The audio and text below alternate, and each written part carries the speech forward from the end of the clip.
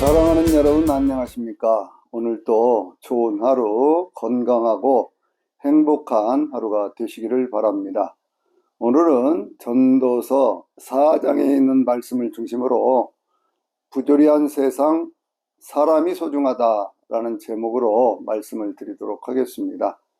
여러분, 성경이 어떤 책일까요? 성경은 하나님이 어떤 분인가를 우리에게 알려주는 책이죠. 또 성경은 우리가 어떤 존재이고 우리가 어떻게 살아가야 되는가라고 하는 것을 가르쳐 줍니다. 그런가 하면요, 성경은 우리의 삶을 마감을 할 때 그 다음에 영원한 삶으로 들어가게 되는 그 과정을 우리에게 쭉 보여주고 있어요. 성경을 여러 가지로 설명해 볼 수 있지만 가장 핵심적인 것은 하나님은 어떤 분이고 그 하나님을 믿는 나는 누구이고 그리고 나는 어떻게 살아야 되는가, 그리고 이 삶을 살아간 그 다음에 어떤 것들이 우리를 기다리고 있는가라고 하는 것들에 대해서 말씀하고 있지요. 그래서 성경을 우리는 기독교인의 경전 그렇게 얘기를 하지 않습니까? 기독교인이라고 하는 이 말씀에도 큰 의미가 있는데요. 기독교라고 하는 것은 그리스도교라고 하는 것이죠. 그러니까 그리스도의 가르침, 그리스도는 다른 말로 하면 메시아라고도 하고요. 쉽게 우리말로 얘기를 하자면 구원자라는 뜻입니다. 구원자 대신 예수님의 가르침을 가르쳐주는, 어디에 근거해서? 성경에 근거해서 가르쳐주는 그 가르침이 있는 것을 우리는 그리스도교, 기독교 이렇게 얘기를 합니다. 그러니까 이제 우리가요, 그 예수님의 가르침이 아닌, 그리스도의 가르침이 아닌 다른 가르침을 얘기하는 것, 그것은 기독교가 아니죠. 또 기독교회 이렇게 얘기를 할 때요, 기독교회라고 하는 말은 바로 이러한 예수님의 가르침, 구원자이신 그리스도의 가르침을 중심으로 모임을 가리켜서 기독교회라고 얘기를 합니다. 그러니까 기독교회는요, 그리스도의 가르침을 중심으로 해서 모여진 성도들의 모임이라고 하는 거예요. 근데 우리가 이걸 잘 생각을 해보면 어떤 것은 기독교가 아닌데 기독교와 같은 흉내를 내는 것들이 있어요. 그리스도의 가르침, 구원자이신 예수님의 가르침이 아닌데 자기가 하는 이야기가 예수님의 가르침보다 더 우월한 것처럼 그렇게 이야기하는 쪽도 있죠. 그것을 우리는 뭐라고 해요? 이단 사입이라고 얘기를 하고, 전혀 예수님과 상관없는 다른 가르침을 주는 것을 다른 종교라고 이야기를 합니다. 그런데 이제 이 교회라고 하는 것은 그런 가르침을 중심으로 모여지는 회중들이 있어야 되는 것이기 때문에, 그래서 회중이 없는 그러한 모임이 아닌 자기 혼자 어떤 그런 가르침을 간직하고 산다, 그런 것들을 가르쳐서는 교회라고 말하지 않습니다. 그러니까 우리가 세상을 살아가면서 많은 어떤 그 모습들을 보면 어떤 것은 기독교인은 있어요. 그러니까 한 사람이 그냥 수도자와 같은 그런 삶을 살면서 나는 그래도 예수를 믿는 사람이다 라고 이야기하는 사람들이 있거든요. 근데 그것이 교회는 아니죠. 교회는 반드시 모임이 있어야 되는 거예요. 근데 그 모임이라고 하는 것도 어떤 때는요, 그 모임이 없는 가르침만 있는 데가 있고요. 어떤 때는 모임은 있는데 기독교적인 가르침이 없는 경우들도 많이 있습니다. 그래서 우리는 이런 것들을 잘 분별해서 저나 여러분은 언제나 기독교인으로서 또 기독교회에 속한 성도로서의 삶을 살아가는 것, 그것이 굉장히 중요한 것이다, 그런 얘기예요.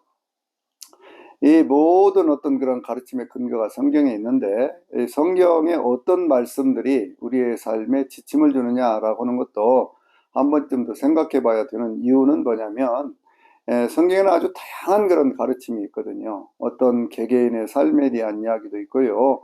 또 어떤 때는 그냥 세상을 살아가는 어떤 방법에 대한 그런 말씀들도 있고요. 여러 가지가 있습니다. 근데 그 많은 어떤 그러한 내용들이 서로 상충되는 그러한 때도 있어요. 여러분, 이런 것들을 잘 생각을 해야 성경의 어떤 특정 귀절 한 가지만을 고집하는 그런 편협함에서 돌아설 수 있게 되는 것이죠. 넓게 볼 수 있다고 말이에요. 예를 들면 이런 겁니다. 이제 오늘 우리가 보게 될 전도서 4장에 있는 그러한 말씀을 보면요, 이건 아주 부조리한 세상에 관한 그러한 말씀들을 여러 가지로 하고 있는데, 그 부조리한 세상 가운데서 참 사람이 어떤 억압을 당하고 핍박을 당하면 사는 것보다는 차라리 죽는 것이 낫다라는 그런 표현이 있어요. 죽는 것이 더 낫고 태어나지 않는 것이 더 낫다는 그런 표현이 있는데, 똑같은 어떤 성경에 있는 그런 말씀 가운데 산 개가 죽은 사자보다 낫다라고는 그런 표현도 있거든요. 그럼 여러분 어떤 것을 선택을 할 것입니까? 이렇게 되면 선택에 혼란이 생기고 그러는 경우들이 있죠. 그래서 우리가 항상 예수 그리스도의 가르침을 중심으로 해서 삶의 어떤 지침을 가지고 그렇게 살아야 되는 것입니다.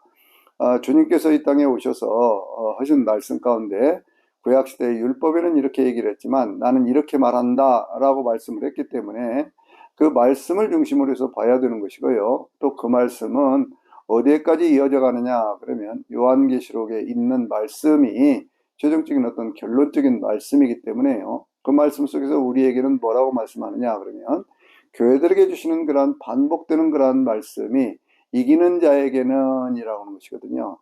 이기는 자에게는 내가 이것들을 주겠다라고 말씀을 하시면서 하나님의 낙원에 있는 생명나무의 열매를 주어서 먹게 하겠다고도 말씀을 하시고 이기는 자에게는 결코 둘째 사망 해를 받지 않게 하겠다라고 말씀을 하는데 이긴다고 하는 것이 뭘까요? 그것은 세상을 이긴다고 하는 것이죠. 그래서 요한 사도는 그걸 뭐라고 얘기를 했습니까? 세상을 이김은 이것이니 너희의 믿음이니라 라고 말씀했어요. 그러니까 우리가 예수 그리스도를 통해서 하나님을 섬기는 그 믿음이 세상을 이길 수 있게 하는 것이다 그 얘기예요. 그럼 왜 세상은 왜 이겨야 될까요? 세상이라고 하는 것이 하나님이 처음 창조하신 세상이 아니라 우리가 살아가는 이 세상이라고 하는 것은 죄로 오염되어 있기 때문에 굉장히 부조리한 모습들을 많이 보여주고 있습니다. 하나님이 만드신 이 모든 세상이라고 하는 것은 하나님께서 보실 때 뭐라고 말씀하셨습니까? 좋다, 좋다, 참 좋다. 하나님 보시기에 참 좋다 이렇게 말씀하신 세상이었거든요. 세상 모든 자연 만물의 어떤 그런 이치는 그런 것인데 그 가운데 인간들이 살아가는 세상에는요 부조리한 것들이 많아요. 부조리하다라고 하는 말은 무슨 얘기냐 그러면 합리적이지 않다, 이치에 맞지 않다, 생각대로 되지 않는다 그런 거죠. 예를 들면요 사랑하는 사람과 헤어져야 된다. 이게 부조리한 거예요. 또 미워하는 사람을 계속 만나고 하기 싫은 일을 해야 된다. 이것도 부조리한 것입니다. 그런가 하면은요, 내가 원하는데, 내가 소원하는데 이루어지지 않는다. 이런 것도 다 부조리한 것입니다. 그러니까 세상의 모든 것들을 합리적으로, 과학적으로만 설명할 수 있는 게 아니에요. 특별히 우리 인간들이 살아가는 세상에는요, 굉장히 부조리한 것들이 너무나 많이 있습니다. 그것을 전도서는 뭐라고 얘기를 하냐면 부조리하기 때문에 헛된 것이다 라고 말씀하는 거예요. 이 전도서에 해 아래에서 하는 모든 것들이 사람에게 무엇이 유익하냐 이렇게 말하는 그 이유, 해 아래서라고 하는 말은 다른 말로 얘기하면 부조리한 세상에서 그런 얘기예요. 부조리한 세상 가운데 하는 모든 일들이 다 그것이 영원한 의미도 없고 그리고 그것이 자꾸만 바람을 잡는 것처럼 그러한 일들 그것 반복하고 있는 것 아니냐. 그러니 인생이라고 하는 것은 이 부조리한 인생 속에서 어떻게 살아가는 것이 더 나은 것이냐라고 하는 그러한 질문을 던지게 되는 것이죠. 여러분 우리가 살아가는 인생이요 결코 합리적이지 않습니다. 의 모든 것들이요 이성적으로 다 설명이 되질 않아요. 그래서 이제 시편 73편도 우리가 다시 기억을 해보면 거기 어떤 말씀이 있어요? 어떤 사람이 악하게만 살아요. 악하게만 사는데도 이 사람은 세월이 갈수록 더 건강하고 또 재산도 많이 늘어나고 그러면서 막 살이 쪄가지고는 막 얼굴이 두룩두룩 살이 쪄가지고 눈이 막 튀어나올 정도로 그렇게 되고 죽을 때에도 고생도 않고는 그러한 모습으로 살아가는 그러한 모습. 그걸 보면서 참 그 성전에 들어가서 기도하기 전에 그 모든 것들을 보고 거의 미끄러질 뻔했다, 넘어질 뻔했다라고 말할 정도로요. 그렇게 무의미한 그러한 인생이라고 하는 것이죠. 부조리한 인생을 살아가는 그 사람들이 그래서 인생이라고 해서 이렇게 살아서 무슨 의미가 있느냐라고 하는 것에 따라서 사람들이 쉽게 자신의 삶을 포기를 하고 의미가 없는 인생, 고생만 반복되는 이 인생을 끝내기 위해서 자살이라고 하는 것을 선택하는 사람들도 많이 있습니다. 사람들이 왜 자살할까요?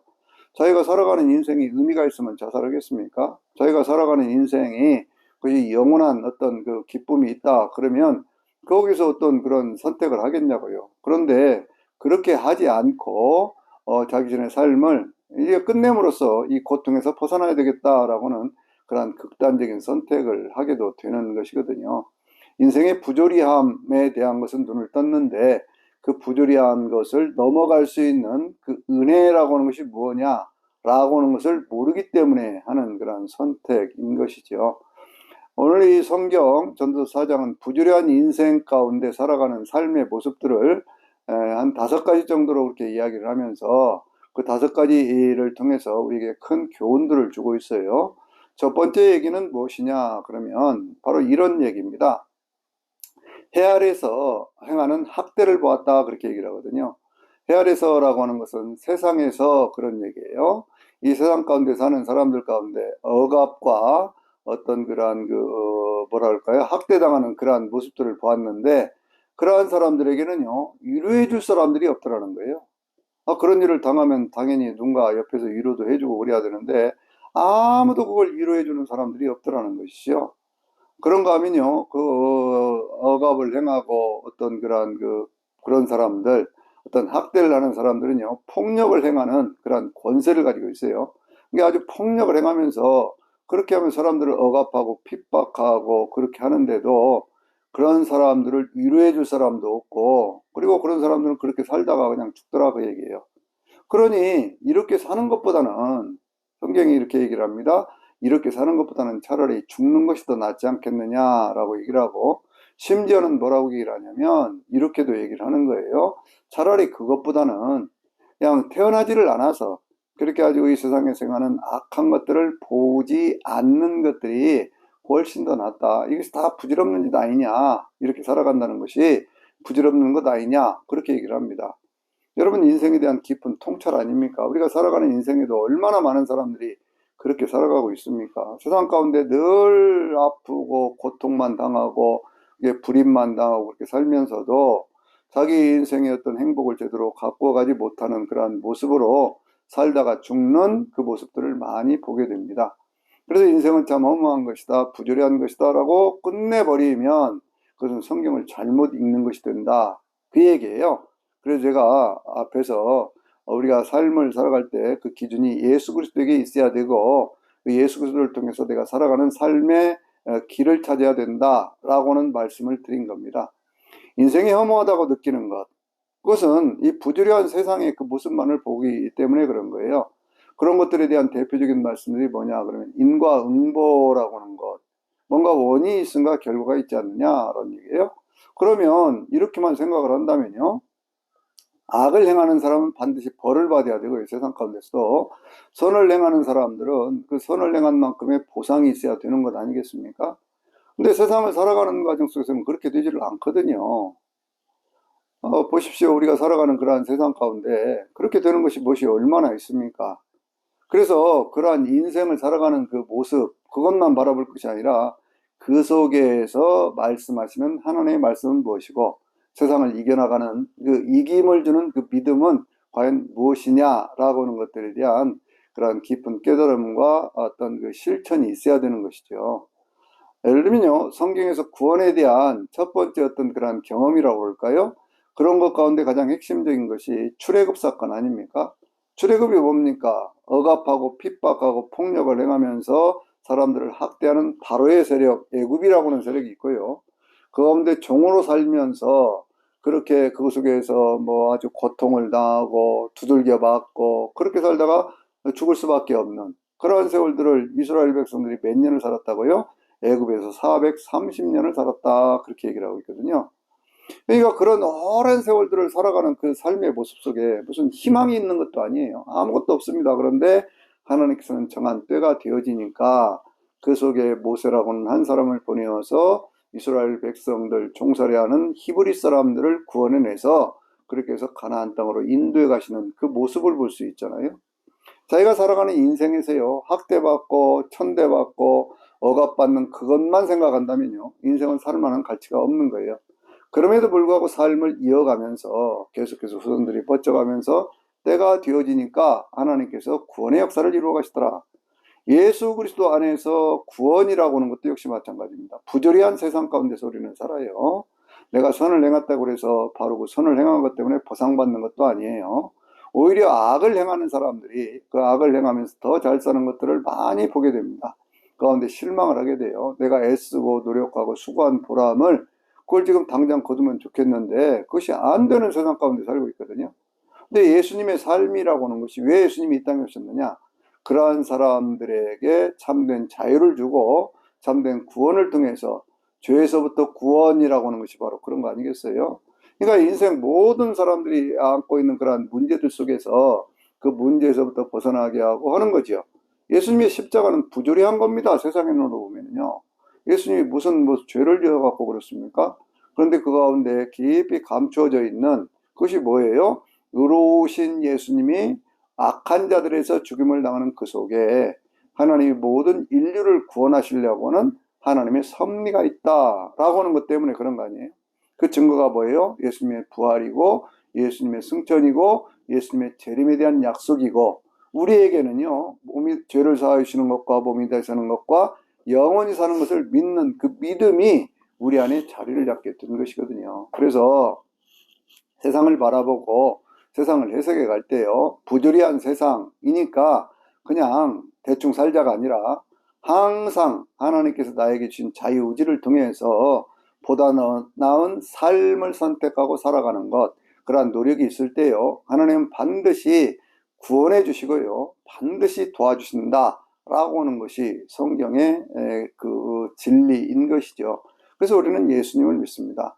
예수를 믿는다고 하는 것은요 절대적인 희망을 가지고 사는 것이고요 예수를 믿는다고 하는 것은 부조리한 세상 속에서 영원한 어떤 그 승리를 믿으면서 오늘 또 그렇게 믿음으로 이기는 자의 삶을 살아가는 것 바로 그것이라고 하는 거예요. 그러면 어떻게 된다고요? 하나님께서 반드시 거기에 대해서 삶의 죽음 그 이후에라도 행한 대로 갚아주시는 하나님, 각 사람에게 상을 주시는 하나님의 역사가 있다라고 하는 것을 우리에게 보여주고 있습니다. 이게 성경의 어떤 특정한 규질에 이렇게 사로잡혀서 자기 인생을 비관하거나 또 세상의 어떤 그런 철학이라든지 뭐 이런 것들 때문에 바른 선택을 하지 않고 이 인생을 허투루게 낭비하는 그러한 일들은 없으면 좋겠다라고 하는 거예요. 두 번째 이야기는 무슨 얘기냐 그러면요. 사람들이 살아가면서 어떤 일들을 합니다. 무슨 재능을 가지고 있고 어떤 그런 경쟁심도 있고 그래서 무엇인가를 이렇게 성취해 가거든요. 근데 성취해 가는데 그 성취해 가는 것 때문에 사람들이 야, 참 잘했습니다. 당신은 훌륭한 사람입니다.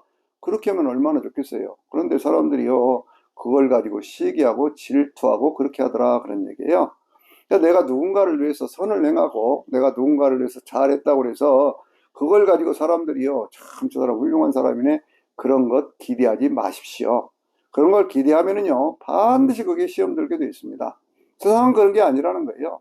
경쟁심을 가지고 자기에게 주어진 재능을 가지고 무엇인가를 성취해 갔을 때 그 가운데는요 반드시 사람들이 거기에 질투하고 하는 그러한 것들이 있다라고 하는 것을 기억하라 라고 하는 것 이것도 성경이 우리의 인생을 살아가는데 주변에 있는 모든 사물들을 이해해 가는데 좋은 눈을 열어주는 거지요. 세상은 어차피 그런 거예요. 그러니까 그런 세상 속에 살면서 중요한 것은 뭐냐 그러면 하나님에 대한 절대적인 믿음을 가지고 세상을 이기며 살아가는 것, 세상을 이기며 살아가는 것 이것이 중요한 것이다 그런 얘기예요. 세상은 부조리한 것입니다. 그래서 이제 그 다음에 있는 말씀 보면은요 이런 말씀이 있어요. 어떤 사람이 참 부지런히 열심히 그렇게 사는 사람들이 있는가 하면 어떤 사람은 게을러서 팔짱만 끼고 자기 인생을 이렇게 허비하며 살아가는 사람들도 있더라 그런 얘기예요. 그런데 그 다음에 보니까 뭐라고 말씀하냐면 아주 재미있는 말씀이 있는데 자기 한 손에만 가진 것이 있어요. 그렇게 살다 보니까 뭐 많은 것들을 가지겠습니까? 오히려 삶이 좀 가난해 보일 수도 있고 그러죠. 그런데 그 가난해 보이지만 그런 사람, 게을러 보이지만 오히려 그런 사람들이 한 손에만 쥔 것이 있고 어떤 그런 그 많은 것들을 가지지 못한다고 할지라도 그래도 평온한 것이 낫지 두 손에 가득 쥐고 항상 번뇌와 근심 가운데 시달리는 것보다는 더 낫다 그렇게 얘기를 하고 있는 거예요. 여러분 부자로 살고 또 높은 자리에 자기 영향을 행사하고 살고 하는 것이 잘못되었다는 그런 얘기는 아니에요. 그러나 어떤 탐욕 때문에 자기의 인생을 가지려고 하는 그런 욕망 때문에 그것 때문에 인생을 망치고 늘 마음에 근심과 걱정과 염려가 있는 것보다는 자기가 살아가는 삶에 주어진 것, 그걸 통해서 조금 더 여유롭게 사는 것, 그것이 훨씬 더 귀한 삶이다 라고 하는 쪽으로 이 성경을 읽어야 돼요. 그러지 않으면 그냥 팔짱이나 끼고 자기 몸이나 축내고 하는 그런 사람도 있더라. 뭐 이렇게만 그걸 보면은요, 성경에 있는 그 깊은 그런 가르침에 대해서 오해할 수가 있는 거거든요. 우리가 살아보니까 그렇더라고요. 뭔가 어떤 그런 젊은 날 힘이 있고 막 그런다고 할 때 경쟁심이 충만하거든요. 그래서 내가 앞서가야지, 내가 더 잘해봐야지 하는 그러한 마음이 사람을 발전시키고 그걸 통해서 더 많은 사람들에게 유익을 끼치는 그런 일도 하고 그렇더라 그거예요. 그런데 그렇게 했을 때 그걸로 그냥 감사를 해야지. 내가 이렇게 했으니까 사람들이 나를 칭찬해 주기를 바란다 라고 했을 때는요, 반드시 시험 들게 되어 있습니다. 근데 사람들이 나를 칭찬하든 뭐 칭찬하지 않든지 간에 내가 내 인생을 제대로 살아가는 것, 내게 주신 복을 누리며 살아가는 것, 그것이 가장 소중하고 귀한 것이죠. 거기에 대한 또 한 가지 얘기를 하는 것이 있어요. 그게 뭐냐면, 하나의 예를 들어서 하는 그런 얘기인데요. 그런데 무슨 얘기를 하냐면, 어떤 사람이 하나가 있어요. 이 한 사람은 형제도 없고 가족도 없고 아무것도 없습니다. 그런데 돈에 대한 욕심이 있어요. 그래가지고 달마다 밤낮 일만 해요. 그래야 돈을 모읍니다. 그러니까 이제 통장에 잔고는 쌓여가겠지요. 그런데 그걸 바라봐야 만족이 없어요. 아무리 그걸 해서 모으고 쌓고 해도 그것이 자기의 삶에 만족을 주지를 못해요. 그러면서 하는 얘기가 뭐라고 얘기하냐면, 내가 이렇게 맨날 애쓰고 수고하고 모으고 이렇게 하는데 그렇게 하는 것들을 내가 도대체 누구를 위해서 하는 것이냐. 나는 내가 스스로 한번 그런 것들을 제대로 써보지도 못하면서 이런 것들을 모으고 쌓고 하는데 내가 이거 도대체 무엇을 위해서 이런 일을 하지? 그러면서도 그렇게 살더라는 거예요. 여러분, 그 인생이 얼마나 참 허망한 인생입니까? 정말 헛된 인생 아닙니까? 바람을 잡는 것 같은 그런 일 아닙니까? 자기 자신을 위해서 한다고 그렇게 생각을 하지요. 돈을 모으고 뭔가 하는 것, 다른 사람들이 전혀 관심이 없어요. 나라는 거예요.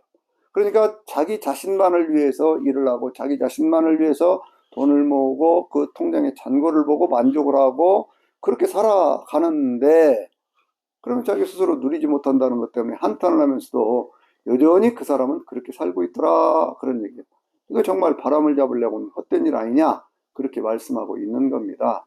여러분, 그래서요, 우리가 인생을 살아가는데 기본적인 어떤 세계관 같은 것들이 중요한 거예요. 나는 어떻게 인생을 살아갈 것이냐고는 그 삶, 내게 주어진 하나님이 내 인생 가운데 주어진 이 삶이라고 하는 것이 얼마나 정말로 소중하고 귀한 것이니, 하나님이 내게 주신 인생 가운데 솔로몬이 일찍이 얘기를 하지 않습니까? 하나님 앞에서 행복을 누리고 선을 행하며 살아가는 것, 내가 수고하고 애쓴 그 보람으로 내 인생에 먹고 마시며 즐기며 살아가는 것, 이것이 하나님의 선물이라.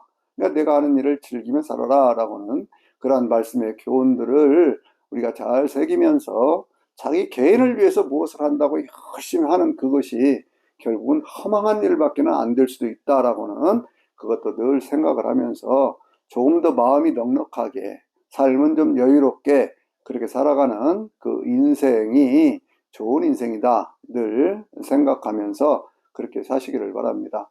그래서 이제 네 번째로 오는 그러한 말씀은 무슨 얘기냐면요, 정말 사람 소중한 줄 알고 살아야 된다. 함께 사는 사람이 정말 소중한 것이다. 인생은 부조리한 것이지만 그 부조리한 인생 가운데 외롭지 않게 힘들지 않게 살려고 하면 함께 사는 사람이 얼마나 소중한가를 알고 살아야 된다라고는 그러한 말씀이거든요. 이 말씀이 어떤 얘기일까요? 그것이 이렇게 표현을 하고 있거든요. 혼자 무슨 일을 하다가 넘어지면 누가 일으켜 줄 사람도 없지 않느냐. 근데 두 사람이 함께 가다 보면 그 두 사람 가운데 한 사람이 그 사람을 일으켜 세워줄 수가 있다, 그 얘기죠. 또 뭐라고 얘기를 합니까? 혼자 싸우다 보면 그 패하겠지만 두 사람이면 맞서 싸울 수도 있지 않느냐. 혼자서 이렇게 그 누우면 그 인생이 얼마나 외롭고 춥냐. 그런데 두 사람이 함께 누우면 그 잠자리가 따뜻하지 않겠느냐. 아주 유명한 그 4장 12절에 있는 말씀이 있지요. 그것이 뭐냐면 한 사람이면 패하겠거니와 두 사람이면 능히 그걸 대적할 수 있고 그러면서 세 겹줄, 삼겹줄은 끊어지지 않는다라는 그 말씀 아주 유명한 말씀 아니에요. 삼겹줄의 축복 그렇게 얘기를 하잖아요. 우리가 살아가면서 저도 그렇습니다. 이제 60대 후반이 되어가면서요. 늘 생각해 보는 것이 내 주변에 지인들은 많아요. 내가 안다. 그 사람 이름도 알고 뭐 여러 가지 뭐 아는 것들은 많아요. 근데 진정 내가 어떤 외로움, 어떤 어려움 그런 것들이 있을 때 내 삶을 그대로 이해를 하고 그대로 그것을 받아줄 수 있는 그런 사람이 과연 몇이나 되겠느냐 생각해 보면요. 굉장히 드물더라고요. 그런 사람이 오늘 성경은 뭐라고 얘기하냐면 그렇게 자기 자신의 어떤 그런 삶, 내 자신의 삶을 이해를 하고 그것을 자기의 어떤 이해관계에 상관없이 도와줄 수 있는 그러한 사람이 두 사람만 있다면 그 사람의 인생은 성공한 인생이다 이렇게 얘기를 하고 있는 거예요. 우리가 그 참 여러 가지 그런 어떤 그런 일들에 대한 예화도 많이 있죠. 그런데 그 가운데 이런 거 있지 않습니까? 어떤 아버지가요, 상당히 돈을 많이 벌고 성공을 했습니다. 그래서 그 아들에게 돈을 잔뜩 주면서 나가서 친구들을 한번 사귀어봐라. 그렇게 얘기를 했습니다. 아, 돈이 있으면 친구들 사귀기가 얼마나 좋습니까? 가서 뭐 밥 사주고, 뭐 같이 놀아주고, 날마다 그 비용 되고 그러면 사람들이 모이지 말라고도 모이게 돼 있어요. 아, 밥 사주고 놀자고 그러는데, 돈 써주고 놀자고 그러는데, 그거 그렇지 않을 사람들이 몇이나 되겠습니까? 그런데 늘 그렇게 하고, 어느 날 이제 아버지가 물어봤습니다. 너 친구가 몇이나 되느냐? 그랬더니, 아, 뭐 수십 명, 수백 명 됩니다. 이렇게 얘기를 하는 거예요.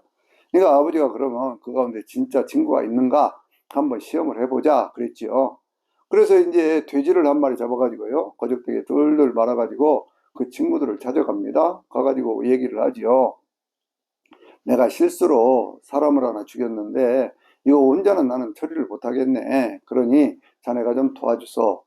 그런데 그 많다고 한 친구들, 같이 술 먹고 놀고 뭐 별짓을 다 하던 그런 친구들 가운데 단 한 사람도 그 사람 편이 되어주는 사람이 없더라는 거예요. 그러니까 아버지가 그렇게 해서 돌아온 저 아들을 보면서 자, 이제 나하고 함께 가보자. 그렇게 얘기를 했지요. 그래가지고 이제 쭉 가고 한 친구의 집을 찾아갑니다. 아버지가 친구를 찾아가서 사실 내가 어떻게 다 실수를 해가지고 사람을 하나 죽였는데 이 일을 나 혼자는 처리할 수가 없네. 그러니 자네가 나를 좀 도와줘서 그렇게 얘기를 하지요. 그러니까 그 친구가 뭐라고 얘기를 합니까? 좌우를 싹 살펴보더니 그냥 이리로 들어오소. 나하고 같이 처리를 하세요. 어쩌다 그런 일이 있었는가? 하고 그 친구를 그냥 진정으로 받아주는 거예요. 그러니까 아버지가 그 아들한테 얘기를 합니다. 친구라고 하는 것은 그냥 아는 것이 친구가 아니다. 같이 노는 것이 친구가 아니다. 정말 네가 이 인생 가운데 어렵고 힘든 문제를 만났을 때 그 문제에 대해서 자기 문제처럼 생각하고 고민하고 그렇게 하면서 그 문제를 함께 해결해 줄 수 있는 사람, 그 사람이야말로 진짜 친구다라고 얘기를 했다는 거 아니겠습니까? 우리의 인생을 살아보니까 그래요. 참 많은 사람들과 사귐이 있습니다. 근데 많은 사람들과 사귐 속에서 그 진짜 어떤 만남이 그게 좋은 거냐 그게요. 저는요 성경에서 하나님이 천지를 모든 것들을 창조하셨을 때 그 모든 것들을 좋았다 좋았다 보시기에 심히 좋았다 라고 말씀을 하셨는데 사람들의 어떤 그런 인생을 보면서 혼자 있는 것이 좋지 못하여 라고는 그런 말씀에서 어떤 그런 어떤 충격을 받은 적이 있어요. 그건 뭐냐면 하나님이 아담이라고는 그러한 사람을 만들었잖아요. 그런데 이 아담이라고 하는 사람은 하나님의 형상대로 지음받은 최고의 인물 아닙니까? 그런데 그 아담이 혼자 있는 것, 독처하는 것이 좋지 못해서 내가 그를 돕는 배필을 지으리라 말씀을 하시고 하와라고 하는 그러한 여인을 만들어서 한 가정을 이루게 하셨죠. 그래서 두 사람이요 함께 사는 그 인생의 모습을 보면 창세기 2장에 맨 마지막에 있는 말씀에 그들은 서로 벌거벗으나 부끄러워하지 아니하였다라고 얘기를 합니다. 서로가 온전히 하나 된 그러한 모습으로 살아가는 것이죠.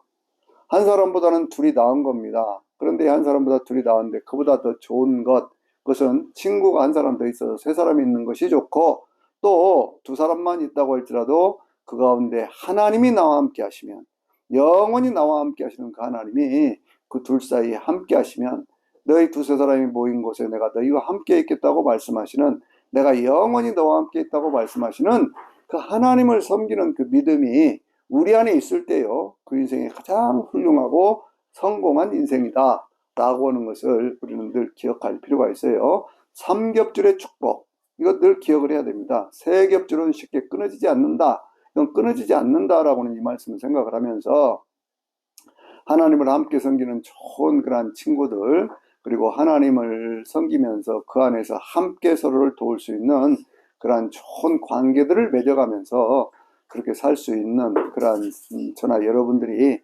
되시기를 바랍니다. 마지막 다섯 번째 얘기는 뭐냐 그러면요, 삶 가운데는 어떤 권력이라고 하는 것이 얼마나 부상한 것인가, 또 그런 것들을 우리에게 보여주는 것이거든요.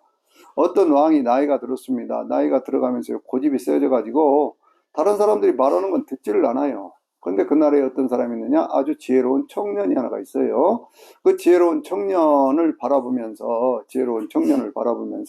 사람들이 그 청년이 참 훌륭하다 그렇게 얘기를 하지요. 그런데 그 어느 날 그 청년이요, 감옥에 들어가게 됩니다. 감옥에 들어가고 감옥 생활을 다 하는 거예요. 젊은 날 많은 고초를 겪는다 그 말이죠. 그런데 이제 그렇게 고집 세고 나이 들고 했던 그런 왕이 세상을 떠나면서 그 청년이요, 그 왕위를 이어가게 돼요. 왕위를 이어가게 되니까 그전하고는 나라가 달라지죠. 나라가 달라져가지고 아주 훌륭한 일을 합니다. 많은 사람들이 그 사람을 칭송을 합니다. 그 나라에 사는 사람들이 다 칭송을 하고 또 지혜로운 청년이 많은 좋은 일들을 많이 해요. 그런데 그 다음에 있는 말씀을 보면은요, 그렇게 좋다, 정말 잘한다라는 그러한 얘기를 하던 사람들이 이제 그 왕이 그 젊은 청년이었던, 지혜로운 청년이었던, 젊어서 고생하던 그 청년이 왕이 되어서 통치를 할 때는 그렇게 많은 사람들이 그 사람이 좋다고는 얘기만 하다가 그 사람도 이제 세상을 떠날 거 아닙니까? 그 사람도 나이가 들고 그러면 세상을 떠날 거 아니에요? 한 세대가 지나갑니다. 그러니까 그 세대가 지나가니까요, 그때는 아무도 그 사람 얘기를 하는 사람이 없더라 그런 얘기예요. 그거 누가 기억해 주지도 않더라 그런 얘기. 세태라고 하는 것이 그런 것이죠. 어떤 사람이 예를 들어서 대통령이 되었을 때는 막 그 대통령이 최고다 어쩌고 그렇게 하다가 그 사람 지나고 나면요, 그 사람에 대한 욕만 남아요. 또 다른 사람들이 그걸 이어갑니다. 그런데 거기에서 더 좋은 그러한 일들이 많이 있기도 하지만 그 사람 보고 모든 것이 다 좋다 그렇게 말하는 사람은 한 사람도 없는 거예요. 권력도 무상한 것입니다. 인생도 무상한 거예요. 근데 그 무상한 것이 영원한 것처럼 그 순간에 거기다 목숨 걸고 그렇게 하는 것, 그것이요, 결코 바람직한 인생은 아니다 그런 얘기예요. 그것도 성경은 뭐라고 그러냐면 바람을 잡으려고 하는 것 같이 그렇게 허망한 것이다, 헛된 것이다 라고 얘기를 하는 거거든요. 세상을 살아가는 이 세상이라고 하는 것에 대해서 하나님이 만들으신 모든 자연 만물은요, 그건 합리적인 거예요. 그래서 그 모든 것들에 어떤 질서가 있는 겁니다. 그러나 인간은, 저 가운데 있는 인간이 살아가는 삶에는요, 합리적이지 않습니다. 부조리한 거예요. 그리고 부조리하고 어떤 그런 합리적이지 않기 때문에 사람들이 살아가는 인생, 내가 이렇게 살아가는 것이 이게 의미가 있는 거냐라고 생각하고 그렇게 살아갈 수밖에 없는 그 모습들이 우리에게는 있는 것이거든요. 그러나 신앙은 뭐냐 그러면 이러한 부조리한 인생을 뛰어넘어가게 만들어주는 거예요. 이 부조리한 인생은 부조리한 것이지만 그러나 하나님께서 내가 살아가는 인생 가운데 고린도후서 6장 2절에 이런 말씀이 있다고 그랬지요. 구원의 날에 내가 너를 도왔고, 아니 은혜 베풀 만한 때에 내가 내 기도를 들었고 구원의 날에 내가 너를 도왔다라고는 그런 말씀. 보라 지금이 은혜 받을 만한 때요, 보라 지금이 구원의 날이더라라는 그런 말씀 속에서 하나님과 함께 사는 인생은 어떤 억압과 학대와 핍박이 있고 내 생각대로 안 되는 거라는 인생 속에서요, 그 다음의 세계를 바라보면서 오늘의 세상을 믿음으로 이기는 자로서 살아갈 수 있게 되어지는 것이거든요.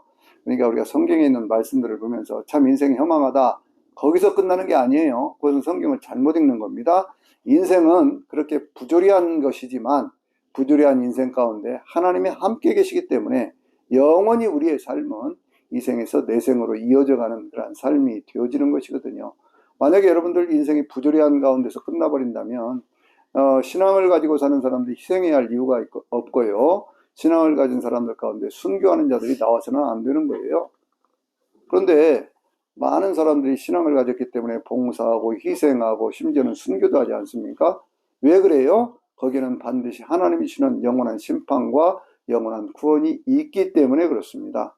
그러니까 이 전도서를 보면서 우리가 살아가는 인생에 대한 다양한 어떤 그러한 모습들, 정말 이해되지 않는 그러한 모습들, 그 속에서 절망하지 마시고 낙심하지 마시고 오히려 영원한 희망을 가지고 세상을 믿음으로 이겨내갈 수 있는 저나 여러분 되시기를 주의 이름으로 축원합니다.